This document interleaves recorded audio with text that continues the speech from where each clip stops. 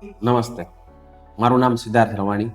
હું Vardhaman એન્જીમેક private limited કંપનીનો MD છું. અમે શીટ મેટલ કમ્પોનેન્ટ મેન્યુફેક્ચરિંગ કરીએ છીએ.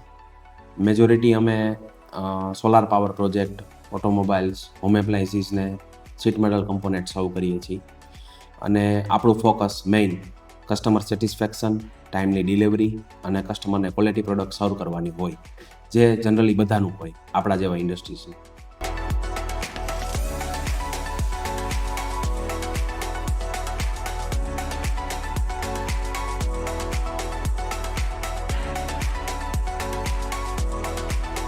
અમારી કંપની છેલ્લા 30 વર્ષ એટલે કે 1990થી શીટ મેટલ કમ્પોનેન્ટ મેન્યુફેક્ચરિંગમાં છે.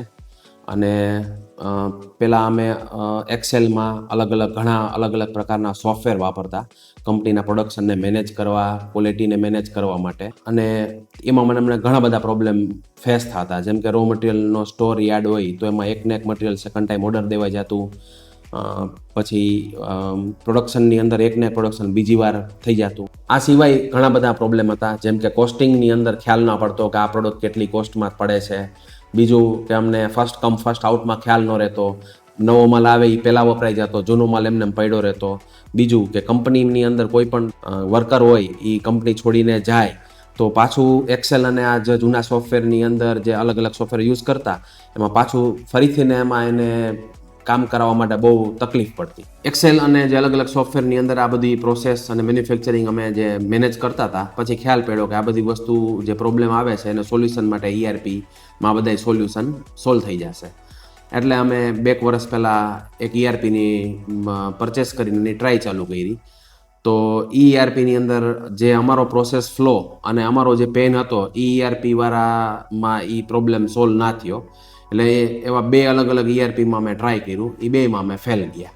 ERPમાં મેં ફેલ થવાનું સૌથી મોટું કારણ એ હતું કે જે અમારો પ્રોસેસ ફ્લો અને અમારી જે ફોર્મેટ હતા ERPમાં કન્વર્ટ ન થઈ શક્યા, અને એના પ્રમાણે અમારે પ્રોસેસ ફ્લો ને બધું કરવું પડ્યું, જે આપણાથી સેટ થઈ શકે એમ નહોતું. એટલે એમાં મેં ફેલ ગયા. પછી અમે ટેકનોવેટિવ સોલ્યુશન ERPને અમે કન્સર્ન કર્યા, ધવલભાઈ અને હાર્દિકભાઈ સાથે બધી અમારી દરેક પ્રોસેસ અને કંપનીની પ્રોસેસ ફ્લો એને શેર કર્યો.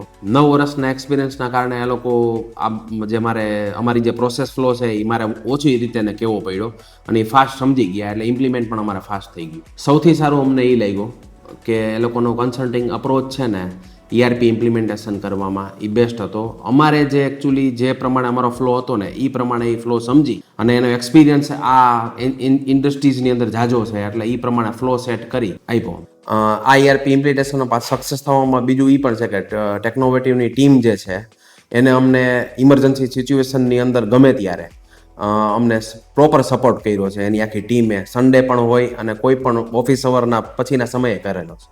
લાસ્ટમાં કે ટેકનોવેટિવ સાથેનો અમારો એક્સપિરિયન્સ બહુ સારો રહ્યો. 6-7 મહિનાથી અમે ટેકનોવેટિવનું ERP યુઝ કરીએ છીએ અને પ્રોપર વેથી અમારે ઇમ્પ્લિમેન્ટ થઈ ગયો છે. એટલે આપણા જેવી એન્જિનિયરિંગ ફિલ્ડને જો ERP યુઝ કરવો હોય તો મારી એવી ભલામણ છે કે ટેકનોવેટિવ સાથે ERP તમારે ઇમ્પ્લિમેન્ટ કરાવવો જોઈએ.